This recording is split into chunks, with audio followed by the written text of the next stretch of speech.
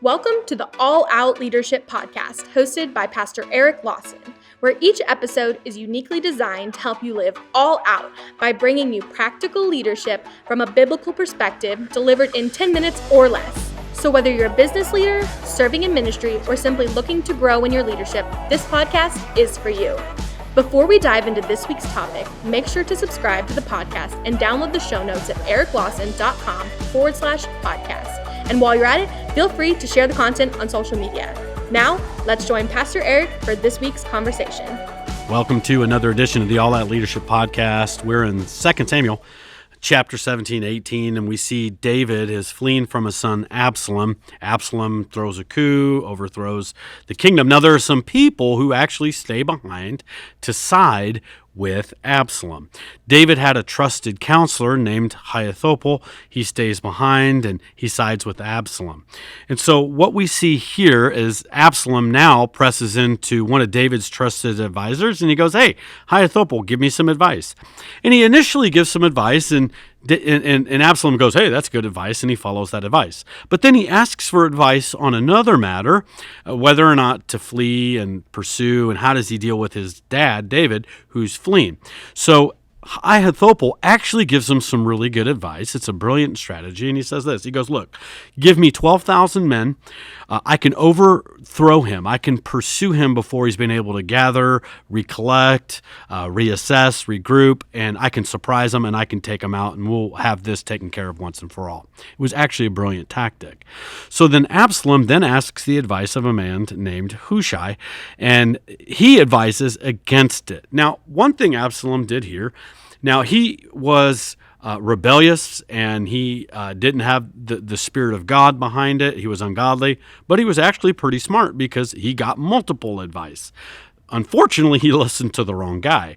So Hushai says, "Look, I advise against that. David is like a wild mother bear, and you don't want to attack him. He's been a man of war," and he discourages Absalom from following Ahithophel's advice. Now, unbeknownst to Absalom, Hushai actually was working as a double agent. He stayed behind to actually protect and defend David, working as a double agent, sending David particular messages. So Absalom sided with Hushai. Now, this is the point of the story. Ahithophel gave advice, and his advice was ignored. What do you do when you are an advisor, you're a counselor, you're on a staff, you give an opinion, you have an idea, you propose a project, and it gets rejected and turned down, and somebody else's idea is the one that goes with? How do you handle that, and how do you respond? Well, we're going to learn a lot from Ahithophel. Now, 2 Samuel 17, verse 23. Now, when Ahithophel saw that his advice was not followed, he saddled a donkey. A biblical word for that is an ass. It fits this picture. He saddled an ass and arose and went home to his house, to his city. And then he put his household in order and he hanged himself and died. Now, he killed himself. Now, he obviously went to the extreme of depression because his advice wasn't taken. Nobody accepted his project proposal. Somebody went with that particular idea for outreach. That person went with, and they didn't take my advice. Now look, how you respond when your advice is not accepted really says a lot about who you are as a person. I have worked with people over the years now for 33 years in ministry, and I found this out. There are just people who put too much of their identity in their ideas. They put their identity in their proposals. They put their identity in their advice. Look, you can reject my idea. That didn't mean you rejected me. But there's that type of person, and that was Ahithophel. You rejected my idea, therefore you rejected me. He had way too much of himself attached into that. Now, in his defense, let's just make a little footnote. He might have actually just said, "I'm going to do the inevitable because I know this. My advice was ignored. David's going to prevail, and he is going to come back, and he's going to kill me, so I'm just going to do the inevitable and take care of that rather than wait around for the inevitable."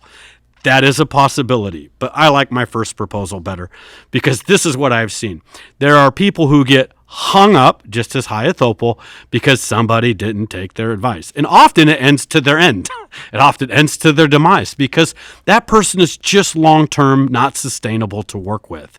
If every idea your feelings are attached to it. Every time there's something that somebody didn't do the way you thought, didn't go the direction, and you're attached to that, look, nobody wants to work with you. You're exhausting, you're draining the team, and over time, you're more of a liability than you are an asset to that team because you're hanging everything up. Everybody has to dance around feelings. And look, at the end, it just kills things. It kills momentum, it kills energy, it kills morale, and often I've seen it kill people's opportunities inside of an organization because they didn't know how to separate their idea from their identity. Just remember this. You know what? Sometimes there is a better way than what you brought to the table. I'm the pastor of this church, Element Church. I bring ideas to the table all the time, but I'm smart enough to know my idea is not always the best idea. So here's how I start. I don't go, hey guys, this is what we're going to do. I go, hey, I have an idea. It might not even be a good idea, but let's see what you think. I throw out an idea. Then we fight and argue as a staff, which is actually my favorite part. I want not yes men around me. I want people who love a good fight. Well, that's good. Let's talk about that. Well, I could see it this way. And after, a time of discussing, I'll listen, and often I go, you know what? That idea is better than my idea. And here's what I found. It's not about having my idea. I want what's best for the church. And if it was my idea or not my idea, I don't care. I just want what's best for the church. So sometimes just know your way is not the best way. Now, it might trigger a better way. You might have brought an idea that when it was all done through collaboration, everybody goes, hey, we just took your idea and made it better. Way to go. So you contributed, but it didn't have to look just like you presented it. Sometimes there is another way to get the results that you want. There are many different ways to get to particular destinations. And so I don't get hung up on the road, the method. I'm looking for efficiency. I'm looking for cost effectiveness. I'm looking for the ROI.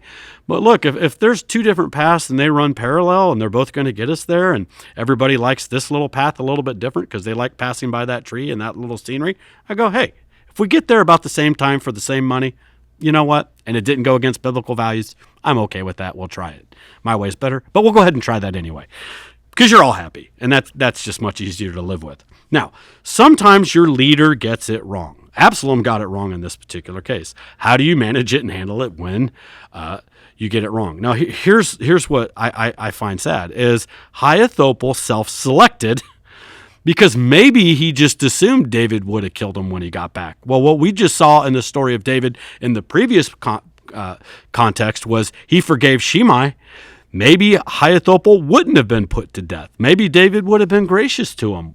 So he made a wrong assumption as to the consequences of not getting it right. So look, your leader's going to get it wrong, but give her the benefit of the doubt that God is still in control of your life, not your leader, and just be mature in how you manage that. Now, let me just kind of biblically carry this out a little bit further. Why would Ahithophel betray David? Now, we know in 2 Samuel 23:34, when we read that Ahithophel had a son named Elam, we read in 2 Samuel 11:3 that Elam had a daughter named Bathsheba.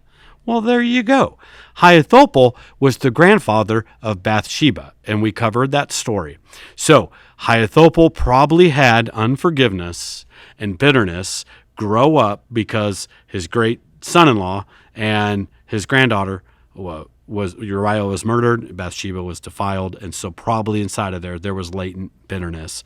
And Hebrews chapter 12, verse 15 says, looking carefully, lest anyone fall short of the grace of God, lest any root of bitterness spring up, cause trouble, and by this many become defiled. Many were hurt. In fact, tens of thousands of people lost their lives as the result of Ahithophel siding with David. Just know this, your bitterness doesn't just hurt you, it hurts many, many other people. So look, deal with it, take it to the cross. Remember, at the cross, everything is made clear. We forgive and we allow the cross to be the filter by which we look at people, leaders, and our circumstances. Thank you for joining us on the All Out Leadership Podcast.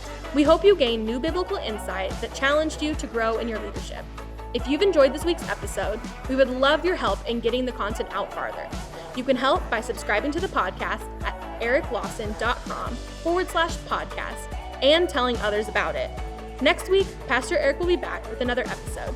So until then, we hope you have a great week being an all-out leader.